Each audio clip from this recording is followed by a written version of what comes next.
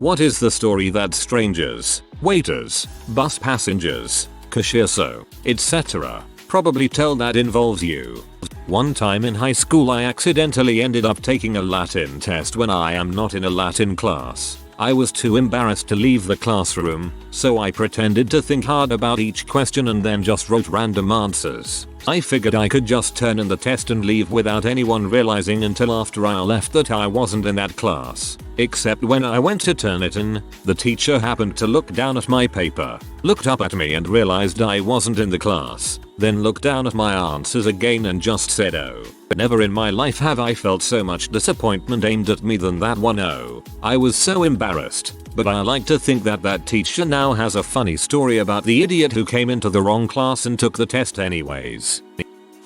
The poor woman forced to sit next to me on the Bolt bus from NYC to Philly in October 2013 probably still dreams of me. You see, the night before I had smashed my face into the sharp edge of a coffee table during a drunken hookup on the floor of my friend's apartment. I almost but not quite put my teeth clean through the thin piece of skin under the lip but above the chin. Being sort of young and definitely drunk, we decided to not go to the hospital, rather stick a large band-aid on my face and hope for the best. I also had what turned out to be the beginning stages of bronchitis. I had to get on the bus with a hangover, a cough rivaling that of a Dickensian street child, and a cut on my face that would open and bleed profusely each time I moved my mouth. I also woke up late for the bus, so there was no time to even try to clean up my appearance. This poor lovely woman sits down next to me. I smile at her in an attempt to convince her I am human and alive, and I promptly start gushing blood from my face. I then begin to panic, which sets off a coughing fit. Blood gets into my mouth, and despite my best efforts to cover my mouth, the chaos of the situation prevailed and I basically sputtered aerosolized blood all over our little shared area of the bus. There was nowhere for this sweet angel of a woman to go, and so she was forced to sit next to me for the whole 3-hour drive. The pressure of this horrifically awkward interaction proved too much for me, and so I decided my best course of action was to knock myself out with cough medicine and wait for either death or my ride to pick me up at the bus stop. Mercifully, sleep took me after 10 minutes of determined silence from both of us. I made it home and spent the following week in bed. I also have a scar on my chin. Thank you for the gold in the commiseration Reddit. The scar on my chin is fading. The emotional scars are much more persistent. The image you painted was hilarious. Probably bus driver passengers. I was running after the bus. Driver stopped and I face planted right in front of everyone. I got back up, lost my footing on the step to get into the bus and fell backwards and hit my head on the pavement. The driver dropped me at the hospital. I was going to tell a bus story, but this wins. Right as I left the grocery store, the skies opened up and water poured down. I ran to my car in a nearly blinding rain, grabbed the driver's side door and yanked the handle. It didn't open. Crap. As I got soaked, I yanked and yanked and yanked, but it wouldn't open. It was locked, but I didn't lock it. After a few seconds I heard a scream, looked inside the car, and saw an elderly woman sitting in the passenger's seat with a terrified expression on her face. WTF. Then I looked one row over in the lot and saw my car, calmly waiting for me. I had run up to an identical car to mine and tried to yank the door open. I am sure that in the following years, that old woman repeatedly told the story of the time some crazy guy tried to break into her car and kidnap her. One evening I was having some friends over for a fire and some pizza, so I ordered the pizza, specified for the driver to bring out back, and then I went outside to get the fire together before my friends arrived. I started chopping the wood and was burning up, so I went inside to put on some gym shorts. At this point I realized all my shorts were in the wash and I saw a skirt of my girlfriend's laying on the floor. Forgetting about the pizza man coming, I just put on the skirt and nothing else and went outside to chop wood in it, feeling much less hot in it. After about 10 minutes of chopping wood shirtless and in my pretty skirt, I hear what the frick and turn around sweaty holding my axe with a skirt on to see the pizza man just starting at me. Needless to say, it was a little awkward. Where I live, I don't think most people would bat an eye. I once waited on an elderly gentleman in a John Deere hat and overalls, a scruffy beard and a pair of dagger point stilettos that were, frankly, smocking. Rock on, self-confident farmer man. I hope you feel sexy. Was at the office supporting a major project we had done on our finance department overnight. I'm in IT. After the important stuff was done, I went to the bathroom to take a crap. Was a long coffee filled night so my stomach was feeling it. Sit down. Start doing my business and someone else comes and sits in the only other stall in there. Nice shoes, I think to myself. I finish up before the other person. So I wipe and get up. Our office has auto flushing toilets, so it flushes. Clogged. No big deal, I think to myself. Will just go wash my hands and tell facilities. Bend down to pull my pants up. Infrared picks me up and flushes again. At this point the water comes within 1/8 of an inch from the rim. I'm getting nervous. There is tons of splatter crap floating in that devil's brew of water and it's right at the edge of disaster. At this point I do my best James Bond impersonation to try and slide out of the stall without being noticed by the villainous toilet lasers. I successfully make it out. Cue. Grab the stall handle to close the door and I hear the sound I had so desperately tried to avoid. Flush. I instinctively say, oh my god. Auto flush. Crap infused water starts covering the floor in all directions, and fast. As I say this, I see Mr. Nice Shoes TM lift his feet up in the air to keep them safe, like the floor is lava, and yells what the frick. I blurt out going to get help, be right back, and leave him, trapped in his stall, holding his feet off the ground while taking a crap of his own. Walk downstairs, find the front desk person and say someone flooded the bathroom on the second floor. It's disgusting in an off-put tone to try to cover my tracks. I've always imagined that story being retold by Mr. Nice Shoes. When I was growing up my mother drove Cadillacs. My grandfather had been really sick and was relearning how to drive. Keep in mind he was in his late 60s and in fairly good shape. He convinced his daughter-in-law, my mother, to let him and myself, a young 4-year-old, to go pick up my father from work. I was in the back seat in my car seat when his foot slipped at a stoplight. He ran through the front of a store, completely destroying the front of it. I slept through the entire thing. Didn't wake up until my firefighter pulled me out of my car seat. That's when I discovered my love for sleep and my ability to sleep through almost anything. I had an endoscopy and colonoscopy unsedated in the same appointment. Almost every physician and nurse in that hospital came to see, and when I was in recovery, so many asked me questions. I'm well known there. I called recently to get my records and the receptionist said you're the girl who did it unsedated. I don't know how you lived through that. I woke up in the middle of each procedure. The first time I did them, I had choking nightmares for 6 months about the endoscopy. The colonoscopy was like being buggered by a 20-foot long dong.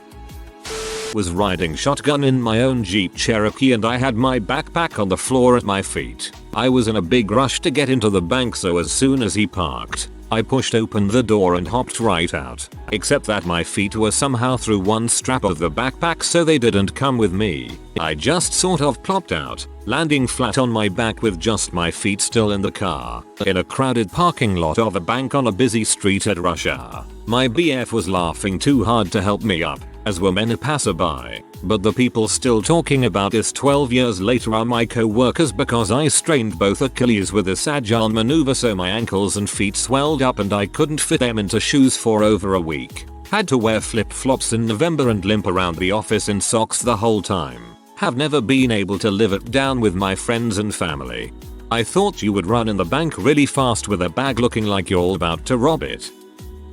I paid for a lady's shopping when both her cards got declined and she started crying and putting things back. Her daughter had a magazine and she started crying and asking why I pretended that she had dropped a £20 note and handed it to her so she could pay. I've been there and know how it feels. Anyway, about a month or so later, my brother-in-law, whose girlfriend worked in the supermarket, started telling the story to me and my wife about this guy who paid for the shopping. So I'm that guy that Till girls and Morrisons tell stories about. Woohoo. You're a nice person. Parked my smart car in a Tesco car park. Got out and proceeded to walk to the shop entrance. I pressed the lock on my key and turned round to check that it locked. Then crap.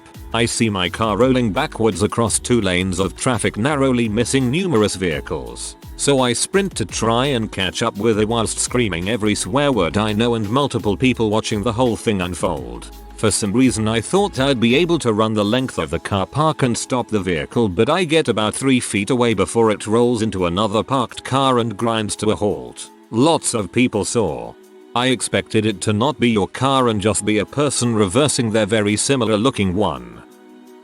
While living in Japan, I often have what you'd call second language exhaustion, I guess. I can understand most of what people say in Japanese and converse well enough, but at the end of a long day my mind gets tired out, and it all just sounds like gibberish. Let me tell you, it's a bizarre feeling to look someone in the face and think 2 hours ago I understood everything you were saying. When the heck did you start sounding like Charlie Brown's grandma? At times like that, when people talk to me, my mouth just starts throwing out random phrases that make no sense at all, or I accidentally use phrases that sound similar to the ones I should be saying. Some of my worst cringe moments. At the supermarket. Employee. Bowing. Irashimasu. Welcome to the store. Me. Bowing back. Irashimasu. Welcome to the store. Talking to a guy friend. What I meant to say. Hee. Jiaozu. Wow. You're good at this. What I said. Hee. Josie. Wow. You're a woman. After a meal with friends.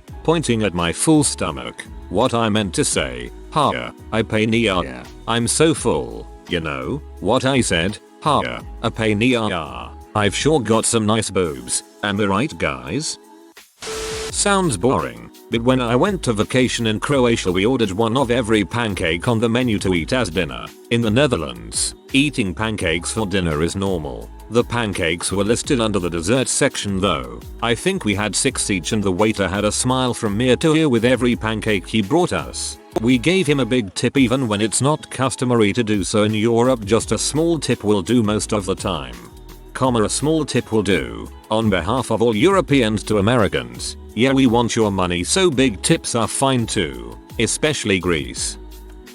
I flew home the other week with a nasty cold. All was well and good until the descent. My ears didn't pop. The whole way down I was crying and writhing in agony, grasping at my face and pulling my ears, trying desperately to make them pop. In amongst it all I noticed the people in my row were looking at me like I was possessed and leaning as far away from me as possible.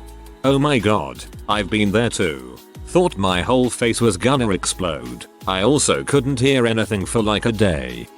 First time I went to India I had purple hair. Went to the zoo because why not? Every kid there didn't want pictures of the lions or the tigers or the monkeys or anything. They wanted pictures with the white guy with purple hair. I'm sure there are pictures of me surrounded by smiling kids in several houses in India.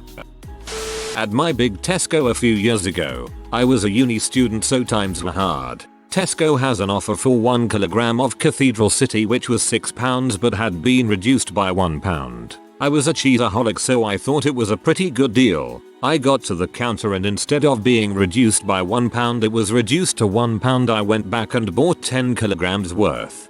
You sound like one of those people in a maths question. Last day of exams in first year of uni. I'm with my friends and then girlfriend at the SU and we're celebrating. It must only have been 12:30 PM but I'd already had 5-6 pints of Strongbow when my girlfriend decided to take me back to halls. We get on the bus and I rest my head against the window as I'm fairly slaughtered. Well, the vibrations of the bus moving in my skull had started to make me feel quite unwell. My girlfriend later described my face as blue, so I push the button to stop the bus. I realize I'm going to chuck up very soon and hope the bus stops and I get away in time. Didn't happen. The bus stops but before the door opens I hurl on the floor, right onto the skirts of a woman wearing a hijab next to the door. I mumble my apologies and stagger off whilst my girlfriend runs to buy me some water and a new shirt. We go to the next bus stop and all the passengers are there from my bus, as my bus had to go back to the depot to be cleaned. Haven't drunk Strongbow since. Oh god, that moment when you get to the bus stop and recognize all the passengers from the first bus. Funny yet terrible. In Japan, when you want a waiter you say sumimasen. Well, I ask my friend who is closer to the view of our waitress to turn and say sumimasen. He turns and there is a guy right there who he kinda quietly and directly says it to. It wasn't our waitress but he responds, yes, what would you like in English? Food gets ordered, asks us where we are from, and welcomes us to Japan. Then he walks back to his table. My friend got another customer of the place to order food for us and went back to his table of like 15 co-workers. We laughed when we realized what happened. They laughed when he told his table. It was a good time. This just happened a week ago. I was out drinking with my friends and I wanted to leave for the next bar because it is closer to my home, and I knew I would be struggling during the walk stumble. As I leave the bar, a bachelorette party on one of those pub crawler things, cart with 10 or so seats where everyone pedals to make it move, drove by. They were going my way so I hopped on for a quick ride. I don't know what was said, but as we passed my destination I hopped off without them stopping and went about my night. I like to think that I was the highlight of their night. Smooth. Hey, remember that boy who accidentally set himself on fire with matches in the grocery store? I had grabbed a butt of matches in the gas station before my dad took us shopping, unbeknownst to him. Walking around one of the matchbooks came undone and rubbed a match head against the friction strip of another matchbook. Flame on. I smothered the flames, suffering an incinerated pocket and mild burn to my thigh, but dad gave me a 3rd-degree burn to my butt when we got home. About a week ago I was at the gym. I do my usual workout and then grab a towel and strip down and head to the steam room. Chilling in the steam room for my normal 15 minutes. While walking to the area with the scales, the combination of wet shower floors and my wet feet from the steam room, I ate crap. But not a normal slip. Oh, this had to be dramatic. I felt my body going so I reached my hands out to try and grab the wall. The way I moved it caused my towel to come undone. Then my legs started going and I probably looked like Shaggy from Scooby-Doo when he starts to run. Legs were everywhere. Next thing I knew I was on the ground and the cleaning dude comes by and just says, "Careful. You gotta be careful," as I'm laying butt naked on this wet gym floor. I got up and realized at least 5 dudes saw me. I cut her off after her 5th drink. She gets upset and leaves. I catch her not even 10 minutes later, with 3 new drinks bought by some guy. Kick her out again with her new friend. She returns again and is actually stealing other people's drinks. It wasn't until I threatened to call the cops that she finally left for good. I would be surprised if she made it home safe or even alive. Not my proudest moment. I thought this was going to turn into The Office. At a local minor league baseball game, the umpire lost count of strikes during a playoff game somewhere in the 2nd inning. He did it again in the 4th. I took it upon myself, probably because I was nearly a dozen beers in at this point, to begin counting strikes as the count from Sesame Street. It wasn't long before an entire section behind home plate had joined in. I hope you did the laugh as well. My friend and I threw a party in a restaurant. Included in that party was my friend's very expensive Afghan hound, but we'd agreed beforehand that the dog was to go home a few hours early so it wouldn't get stress bored. So we had a deal with another friend, who was a cab driver, to pick up the dog and then take it home for us. A lot of people who were outside that night witnessed 2 folks hail down a cab, put their expensive dog inside and then watch the car drive away. That's great. There's a cat in England who likes to wander the village and go to the pub in the evenings for company. When he's ready to leave, someone will hail a cab and open the door for him and the cabbie will drive him home. Well, I have weird reactions to coming out of a seizure. I always forget where I am, and if a relative isn't in the room with me I panic and try to escape. When I had my wisdom teeth removed, all 4 were coming in horizontally. I had to be put completely out. I told the nurse, dentist and husband that he needed to be in the room with me when I woke up, or I might try to fight people. They all 3 laughed it off, because how much damage could I really do? I woke up and the only person in the room was a male nurse. I panicked, smashed the guy's face into the wall while he had his back turned and ran out of the office. Down the street into an IHOP screaming that someone was after me. Apparently my husband was in the bathroom at the time. Both the dentist office and the IHOP call the police. By far the most embarrassing thing I have ever been through in my life. My inner B is just going, well, you freaking warned them and they didn't take you seriously, so that's what they get. My dad used to drive a bus where the front window was sloped rather than being flat and left a very large open area above the engine. During the winter that area got very warm and was large enough for me to lie down in and read or fall asleep. There was a few times that passengers stopped what they were doing when they saw me in there and had to be prompted. This story falls under the strangers category. I used to be really into off-road rock crawling in my Jeep Wrangler and was on a weekend run with a large group of other Wranglers from a popular forum in Big Bear, CA. The weather was great and before I left I removed my doors and hardtop, basically making my Jeep a permanent convertible without doors for the whole weekend, which is something I would prefer to do as it allows you to see the technical areas on the trail better. After our last run and back at the campsite, it was like a drunken frat party with a bunch of middle-aged whack jobs who talk about Jeeps all day long, myself included. I got pretty drunk and passed out in my tent. Unforeseen instant weather change. While I was comfortably passed out, the largest thunderstorm of the year decided to magically appear and stayed throughout the whole next morning. I woke up to find that everyone else in the group woke up early, packed up quick and left, but not me. I slept in until about 8 AM and packed all of my camping gear into my completely soaked Jeep. So here I am, some absolute weirdo driving down the mountain in pouring rain with no top and no doors on his Jeep, getting absolutely douched with rain.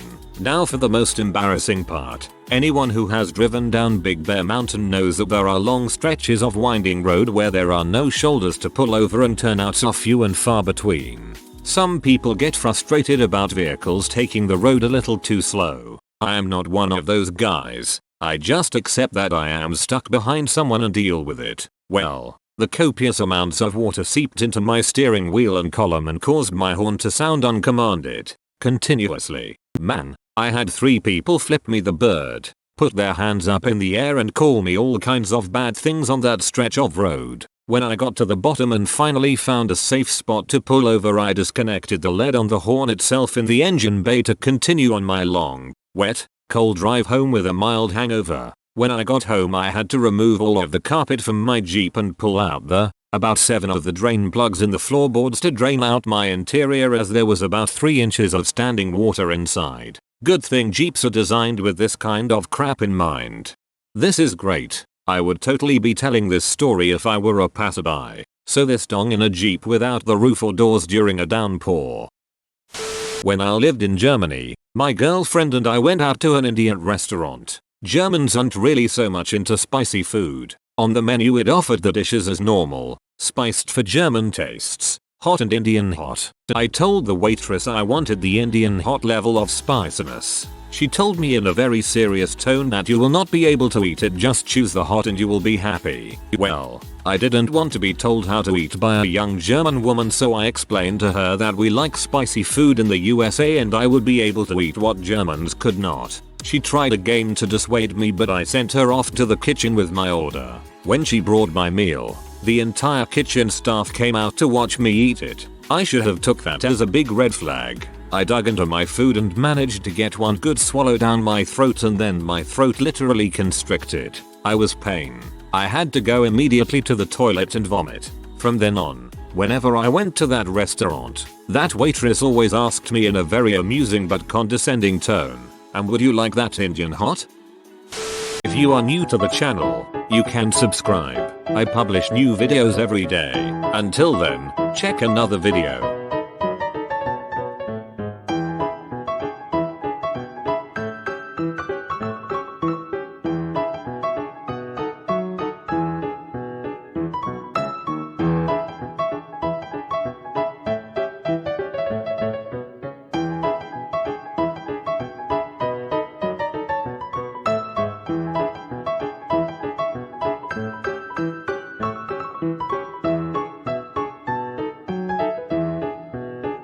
Bye for now.